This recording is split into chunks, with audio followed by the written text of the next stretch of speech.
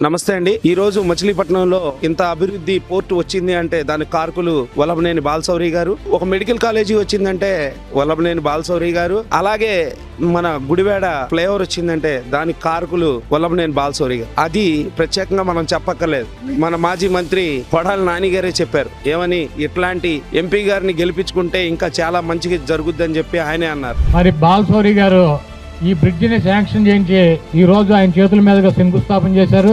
ఈ గుడివాడ నియోజకవర్గం ఉన్నంత కాలం మీ పేరు శాశ్వతంగా ఉంటుంది. ఇటువంటి కార్యక్రమం కావాలని అడిగితే ఆయన పోటీ చేసినప్పుడు అన్న ఇక్కడ ఫ్లైఓవర్ లేయాలి 2 అంటే అదంతా 5 నిమిషాల పని. నీ అమ్మ చాలా మంది చెప్తారు నాకు ఇట్టాక 5 నిమిషాల పని 10 నిమిషాల పని అని చెప్పి నేను అనుకున్నా. కాకపోతే NH వదిలేస్తున్నా అన్న తర్వాత ఎట్టి పరిస్థితుల్లో అవ్వదని చెప్పి నేను కూడా నిర్ధారణకు వచ్చా. అయినా కూడా అన్నట్టు అంటున్నారని చెబితే ముఖ్యమంత్రి గారు లెటర్ ఒకటి తీసుకుని బాలశౌరి గారు కింద పడ్డం మీద